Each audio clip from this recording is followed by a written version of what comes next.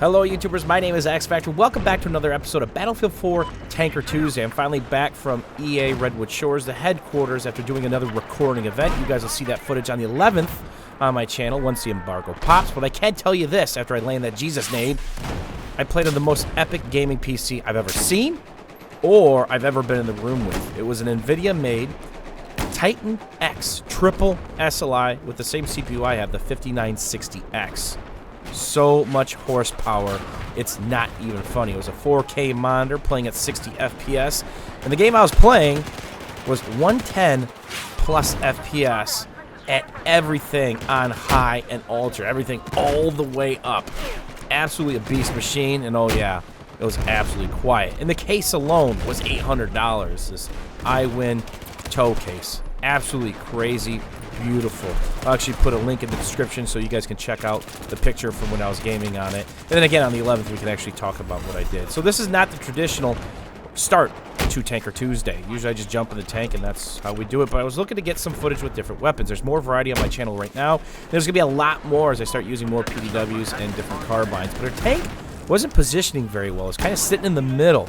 The main thing you need to do with the tank on pretty much any map as I go for an MCOM and trying to figure out if I want to reload or not is stop their armor from pushing. They get 2 pieces of armor. And I'm trying to deal with the Amtrak and tank by myself. That is not a lot of fun because our tank was playing middle. Worst place ever to play. Why? Because you give all the people attacking all that cover to shoot in. You give that Amtrak and that tank a means to press you from behind. And one in the butt is 55 plus damage. So here you try to see me try to keep that Amtrak at bay. They've got 160 tickets left because this is a high ticket server. It's just not looking good. We're seriously going down with the ship here. It's that bad. So at this point, I'd killed a couple vehicles, and we simply got steamrolled. So I actually waited for the tank. So we're going to see if we can stop 240 plus tickets as we're playing this Siege of Shanghai. So you stop their armor. It doesn't mean kill it. It means keep it at bay most of the time. Just keep them in a lane that they can't push you on. Or pop them a couple times, soak up their APS, and make them retreat. Remember, you have an Amtrak to watch for too. Big Bertha, a.k.a. the Peonis, for those of you who are old school subs of mine back in the Battlefield 3 days with that rolling Deathmobile. So that's the main thing you have to do, keep their armor at bay. Now you see everybody clumped up. Okay, so what's going to happen? Your infantry are going to start favoring that side. The longer that's lit up, the longer that happens for, they're going to start favoring that side. You, with your piece of armor, need to watch the flank because you're going to be the one that pays dearly. You get flanked in your armor, you're dead.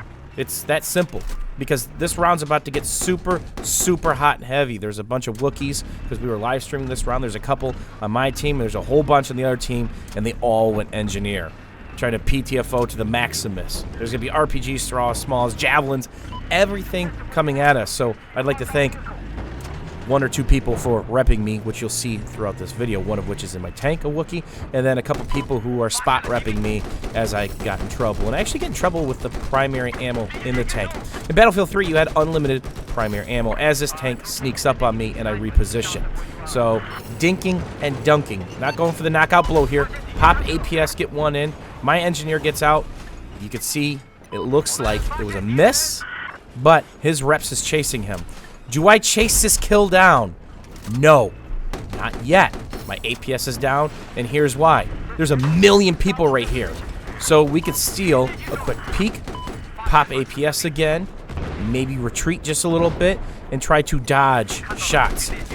At no point in time will I stand perfectly still while I'm being repped, so hopefully the reppers get behind me. I will do my best to protect them, and that is why.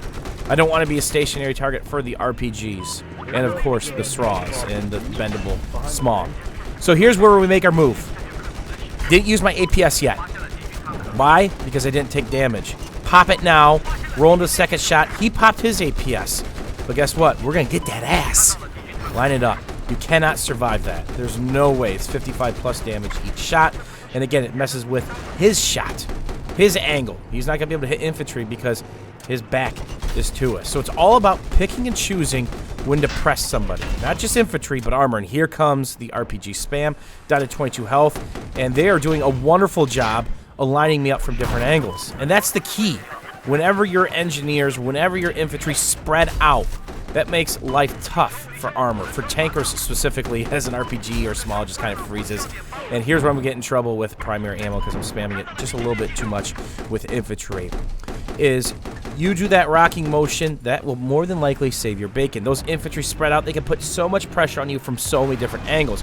What typically happens on rush is the attackers spawn in, they run from their spawn in a straight line to the MCOM. Then the defenders can wrap around them. You want to be the one doing the wrapping, whether it's a conquest flag spreading out on that or rush. Take up all the lanes. Don't just take up one of them, two of them, and here you can see there is a gaggle of infantry still, and I don't want to get too greedy. My APS is popped, it's on cooldown, and side shots really, really hurt. So the one thing I like to do is pick and choose my moments, and here's kind of where I'm wasting my primary ammo. And this is going back to that Battlefield 3 talk. You had unlimited primary ammo in Battlefield 3.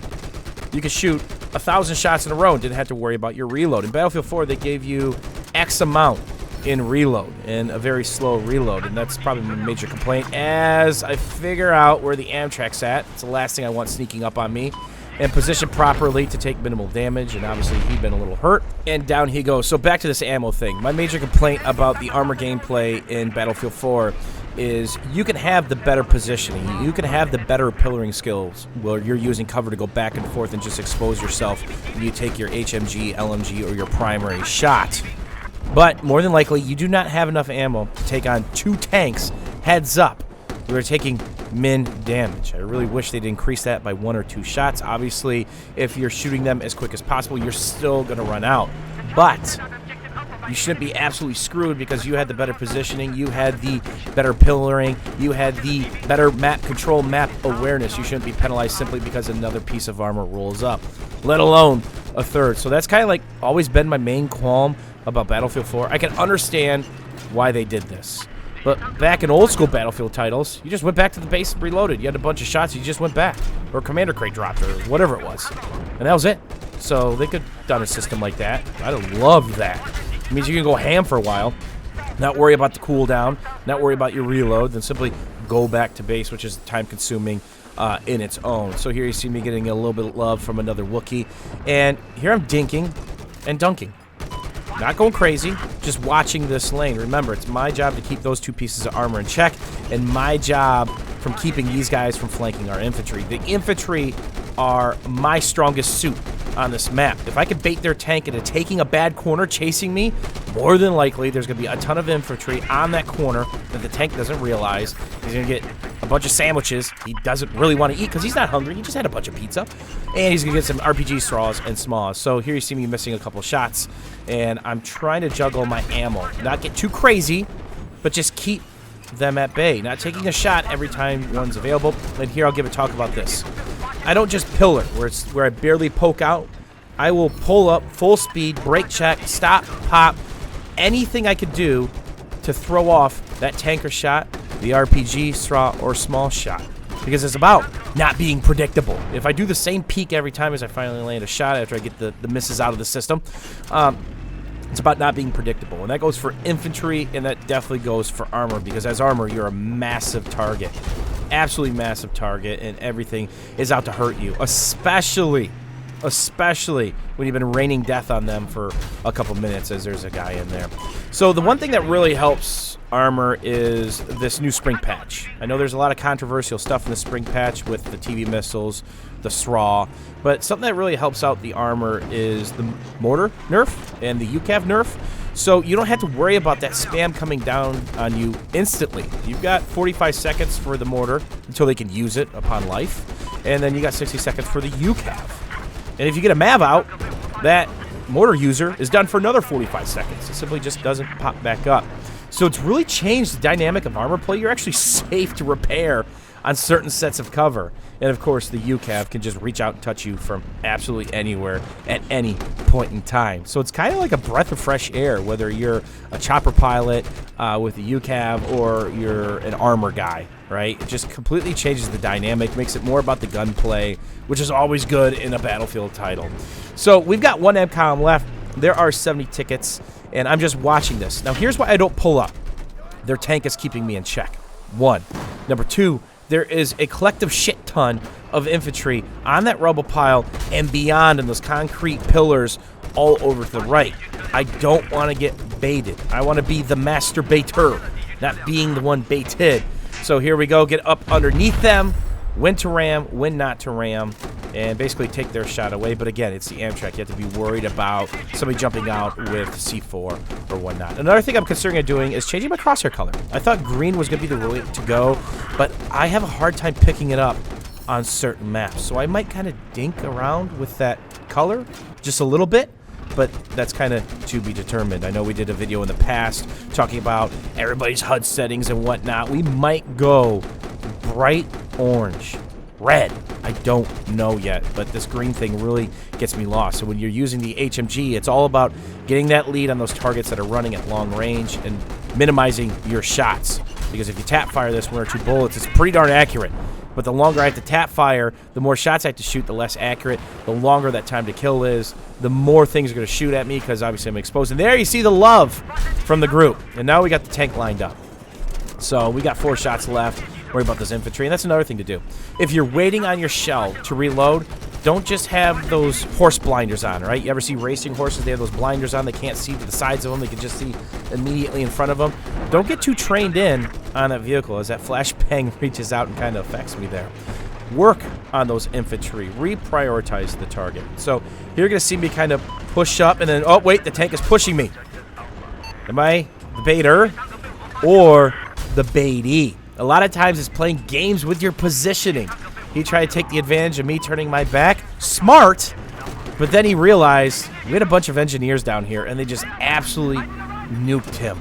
So sometimes it's about showing your hand. If you watch the footage from earlier, I turned my tank, and he pushed. It's all about the right time to push. And again, the infantry can be the biggest hindrance to a tank as I'm getting javelined here, and I got problems. I'm going to be able to splash kill him. And there we go. My gunner's on it. 1 more kill. So literally everything underneath the sun is coming at me. But I have an army repair people now. It's awesome. It's very rare that you see this in a match, but sometimes it will happen when I've been live streaming for a couple hours. A bunch of people join the server. They want to get in on the madness. On both teams, these rounds always end up the most chaotic. So here we go. When to push? Right now. Their tank's down. This is stock spawn. Try to get that angle, that splash. Oh, baby, a double. Got to be clear of the C4. Angle my tank again for another splasherino. This is when the shit hits the fan, when the team's going to be down to 10 to 15 tickets. It's shit or get off the pot. And there is more RPG arenos. Thank you for the reps. Hopefully you guys enjoyed this extended episode of Tanker Tuesday. We'll be getting back to some conquests next week. Thanks for watching. Thanks for hanging out. And we will see you guys soon.